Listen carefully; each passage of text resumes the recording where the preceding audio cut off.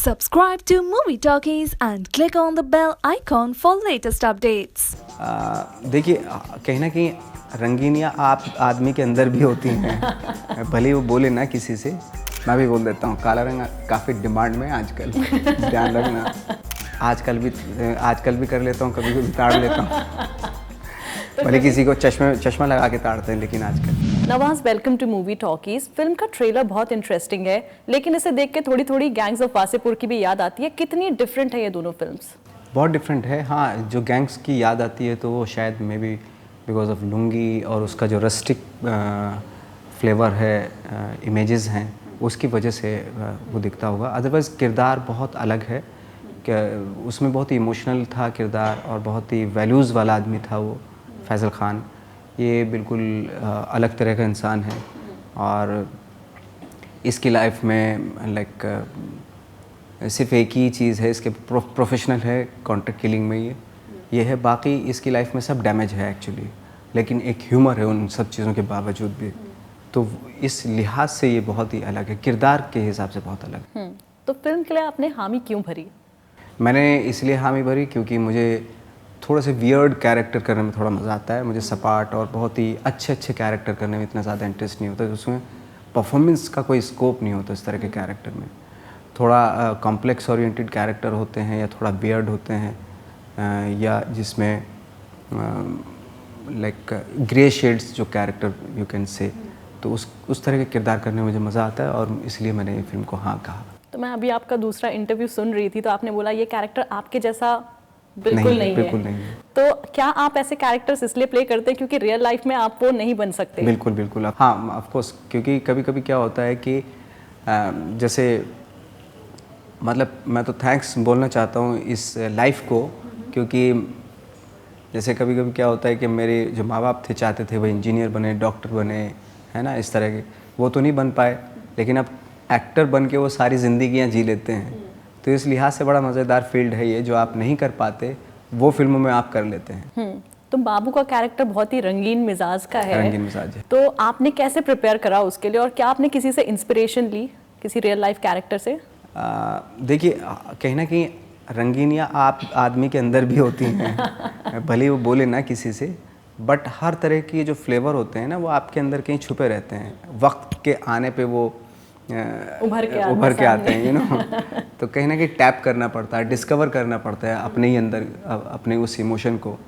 तो कहीं ना कहीं यही है, अपने अंदर से ही लिया उस कैरेक्टर को। और कुछ फ्लेवर ऐसा है जो लाइक कुछ चीज़ें ऐसी हैं इसकी जो मैंने जेम्स बॉन्ड से जो इसका जो एक्शन करने का जो तरीका है वो तो देसी बॉन्ड में उसको अडेप्ट किया है, क्योंकि मैं बहुत बड़ा फ़ैन रहा हूँ जेम्स बॉन्ड की फ़िल्मों का। तो ये है। तो आपके काफ़ी इंटीमेट सीन्स हैं फिल्म में, आप कितना अनकंफर्टेबल या कंफर्टेबल थे शूटिंग के दौरान? तो शुरू में ऑफकोर्स, चूँकि मैं नहीं जानता था विदिता को, शुरू में नाम सुना था एज एन एक्टर, मैंने बहुत अच्छी एक्ट्रेस थी वो, बट उनके साथ पहली बार जब मुलाकात हुई तो सेट पे ही हुई थी और थोड़ा सा अनकम्फर्टेबिलिटी तो होती ही है चूँकि आप इंटीमेट सीन करने जा रहे हैं। बट थैंक्स टू विदिता, उन्होंने वो सारी चीज़ें, वो जो एक डर था वो सारा मिटा दिया था और उन्होंने बहुत ही ब्लंटली फेथ किया हम लोगों पे, ट्रस्ट किया, जिसकी वजह से वो सीन इस तरीके से इस तरह की केमिस्ट्री निकल के आई डायरेक्टर पे और मुझ पे फेथ किया। और वो फेथ का ये हुआ कि भाई फिर हमारी भी रिस्पॉन्सिबिलिटी बन जाती है कि हम उसके फेथ को ज़ाया ना जाने दें, है ना, उसका वो सम्मान रखें, उसके फेथ का, उसके ट्रस्ट का। तो ये सारी चीज़ें हुई। तो बर्फानी ने तो आग लगा रखी है, कभी वाइफ इनसिक्योर हो जाती है आपकी ऐसे सीन्स देखने के बाद? वाइफ इन सब चीज़ों को देख के इनसिक्योर नहीं होती, क्योंकि मेरे साथ वो काफ़ी सालों से हैं, फिल्म में देखती रहती हैं, तो इतना ज़्यादा उनको वो नहीं होता है। तो रिसेंटली आपने रेसिज्म के बारे में ट्वीट किया, लेकिन फिल्म में जब आपसे पूछा जाता है कि आप बहुत काले हो गए हैं तो आप कहते हैं कि मैं अभी डिमांड में हूँ, तो यही काट के क्यों नहीं चिपका दिया आपने ट्विटर पे? ये बात तो सही है, करेक्ट है बिल्कुल बात। काफ़ी काला रंग काफ़ी डिमांड में है आजकल।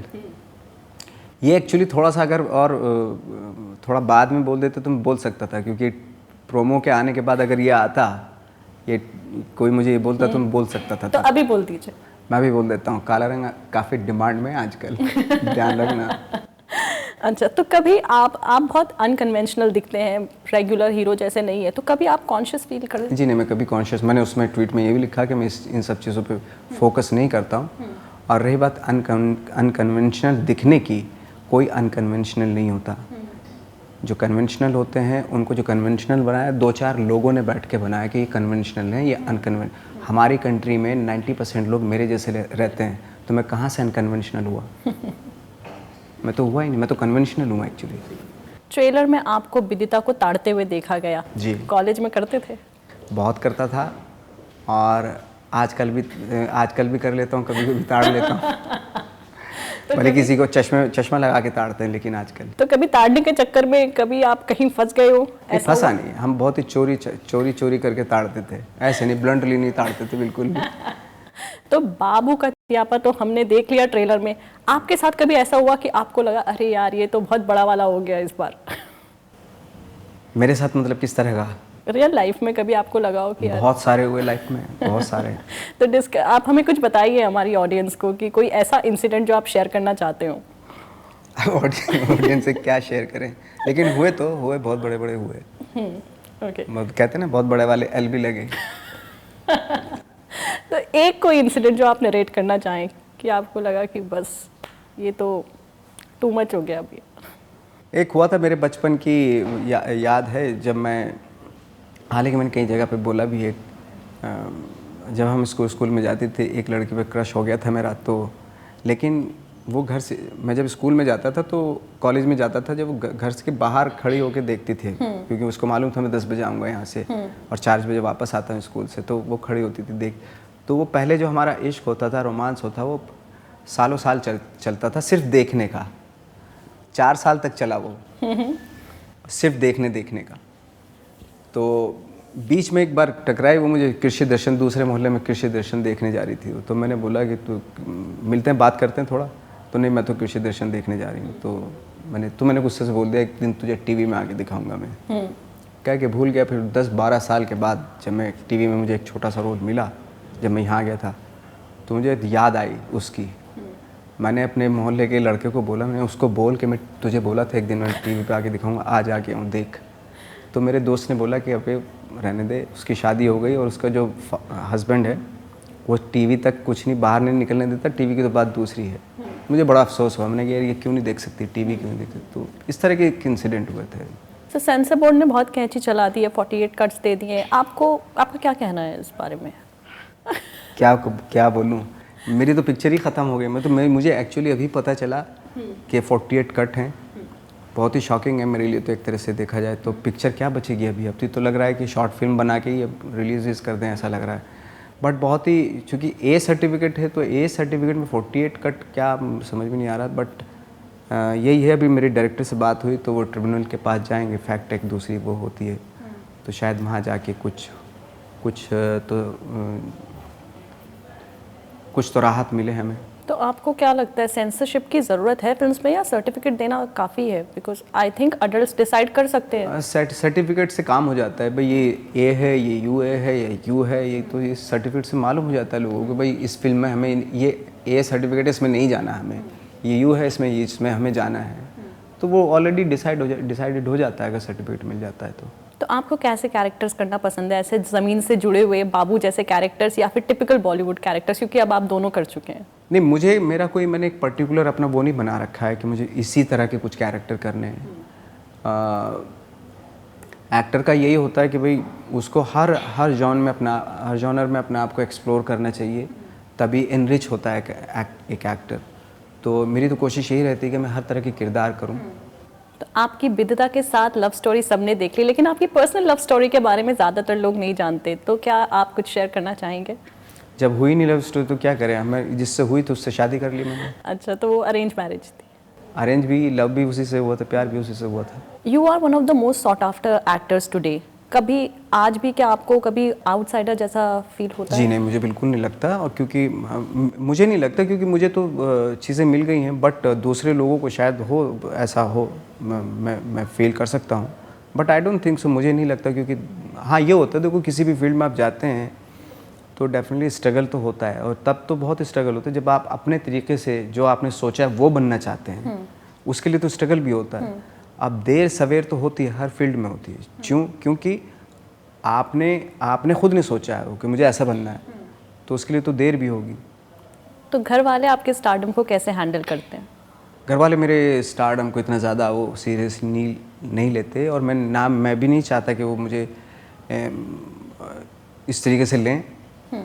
तो उनके लिए मैं, अपनी वाइफ के लिए मैं एक हस्बैंड हूँ, अपनी माँ के लिए बेटा हूँ, भाई के लिए भाई हूँ। तो इस तरह है हमारे घर में। तो इतना ज़्यादा मेरे को लेके वो ज़्यादा अरे हमारा बेटा, इतना ज़्यादा ग्लोरीफाइड नहीं करते। थोड़ा बीवी से डांट भी मिल जाती है, माँ से भी मिल जाती है, भाई भी सब इस तरह है। ये नहीं कि भाई अभी ये स्टार हो गए तो उसको कुछ मत बोलो, क्योंकि मैं भी फील नहीं करता कि मैं स्टार हूँ ना, मेरे फैमिली वाले करते हैं, इस तरह को महसूस करते हैं। तो आपने बहुत स्ट्रगल किया, बहुत स्ट्रगल करके आप आगे आए हैं, तो कभी जहन में आया कि छोड़ देता हूँ, नहीं हो रहा है? कई बार आया, बट ऑप्शन नहीं था मेरे पास। सिर्फ यही चीज़ आता था करना, यही काम आता था, क्योंकि इसके बारे में ट्रेनिंग भी ली थी, इसी चीज़ के पीछे बहुत साल दे दिए थे। तो वापस हट के कोई दूसरा काम करने की तो कभी सोचा ही नहीं था मैंने। तो मैंने जो भी है ये इसी में होगा, नहीं होगा तो नहीं होगा। बट ये था कि भाई काम करते रहेंगे। एक्टिंग सिनेमा में नहीं मिलेगी तो टीवी में करेंगे, टीवी में नहीं मिला तो थिएटर में करेंगे, थिएटर में नहीं मिला तो स्ट्रीट प्ले करेंगे, अपना खुद का ग्रुप बना लूँगा, नुक्कड़ नाटक करूँगा जगह जगह पे जाकर। करना तो ये सिर्फ था, एक्टिंग है। करनी सिर्फ एक्टिंग ही थी। तो मुझे बताइए, बॉलीवुड का सबसे बड़ा चालबाज कौन है? बॉलीवुड का सबसे चालबाज। बॉलीवुड में अगर आप बोलेंगे ये बहुत चालबाज है। गोलीबाज, बहुत गोली देता हूँ। जो गोली देता हूँ, गोलीबाज बोला अभी गोलीबाज। मिलेंगे फिर नहीं मिलते हैं। हाँ, गोलीबाज कौन है? गोलीबाज कौन है यार? गोलीबाज थे हमारे वो एक दादा कोड़ के। आपने पता नहीं नाम सुना है उनका? हाँ सुना है। हाँ, वो थे गोलीबाज। बड़ी बड़ी गोली मार देते थे दूसरे तरीके से, लफ्ज़ बोल बोल के। अगर उनकी एक फिल्म का नाम बता दूं तो पता चल जाए कितने बड़े गोलीबाज थे वो। स्टाइलबाज, बॉलीवुड का सबसे बड़ा स्टाइलबाज तो भाई हैं। और सबसे बड़ा दगाबाज? दगाबाज कौन है भाई? दगाबाज कौन है? कुछ आ रहा है पर मैं बोल नहीं रही है? नहीं, दिमाग में ही नहीं आ रहा दगाबाज कौन है। सारे ठीक हैं, कोई दगाबाज तो है नहीं। दगाबाज थे हमारे एक, क्या दिमाग में नहीं आ रहा है मेरे। सबसे बड़ा नाटकबाज? बहुत टैंट्रम्स थ्रो करते हो, जिसके बहुत ड्रामे हो। टेंट्रम्स हमारी फिल्म की हीरोइन है, बहुत ज़्यादा टेंट्रम्स फेंकती है वो। विदिता बैग। और सबसे बड़ा चांसबाज कौन है? चांसबाज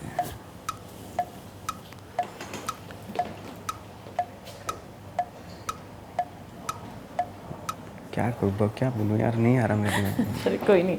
एक फिल्म जो आप देखना चाहते हैं पर अभी तक देख नहीं पाए? जो मैं देखना चाहता हूँ, कोई रीसेंट फिल्म जो आप मे बी टाइम की वजह से ना देख पाए हो? हाँ, डर्किक जो लगी हुई है अभी, वो देखना चाहता हूँ मैं भी, क्रिस्टोफर नॉलन की। एक फिल्म जो आप कितनी बार भी देख सकते हैं? बहुत सारी फिल्में हैं जो मैं देख सकता हूँ। वुल्फ ऑफ वॉल स्ट्रीट है जो मैं, और बर्डमैन है जो मैं 1000 बार दे सकता हूँ। एक फिल्म जिसको आप करना रिग्रेट करते हो? जो करना नहीं चाहता हूँ। नहीं चाहते थे पर अब कर चुके हैं, बट कोई ऐसी फिल्म है? नहीं, ऐसा तो कोई फिल्म नहीं है। एक फिल्म जिसके रीमेक में आप काम करना चाहते हो? तीसरी कसम एक फिल्म है जिसके। आपके ऊपर बायोपिक बनेगी तो उसका टाइटल क्या होना चाहिए? हालांकि मेरे पास तो बहुत ही जल्दी हो जाएगा बायोपिक, बनी तो फिर कंफ्यूज्ड जैसा भी हो रहा हूँ ना। एक डायरेक्टर जिसके साथ आप काम करना चाहते हो? एक डायरेक्टर, एक का नाम लूँगा तो बाकी का वो हो जाएगा। बुरा मान जाएगा। अच्छा, उसी के साथ काम कर, ये बोल देंगे। ओके। एक्ट्रेस? एक्ट्रेस तो कोई भी आ जाए, सब अच्छी हैं। अच्छा, आपके अकॉर्डिंग प्रेजेंट जनरेशन की जो अभी जेन नेक्स्ट है, उसमें सबसे बेहतरीन एक्टर और एक्ट्रेस कौन है? I think Kangana. और एक्टर? एक्टर कौन है? शाहरुख खान। कौन से जॉनर की फिल्म करना चाहते हैं आप? कोई पर्टिकुलर मेरा वो नहीं है, मैं कोई से भी जॉनर की film. Nawazuddin, tell the audiences quickly कि ये बाबू मोशाई बंदूकबाज क्यों देखें। बाबू मोशाई बंदूकबाज, जैसे कि प्रोमो से भी पता चल रहा है कि कितनी, अगर आप इस तरह की बेशरम फिल्म देखना चाहते हैं तो, और थक गए हों, एक अजीब सी लव स्टोरीज़ देखते देखते थक गए हों, ये बहुत ही अलग तरह की लव स्टोरी, इसमें लस्ट स्टोरी है एक्चुअली, तो अगर वो देखना चाहते हैं तो देखिए आप। Nawaz, it was great talking to you. I wish you all the best for Babu Moshai Thank you very Bandukbaz. Thank you.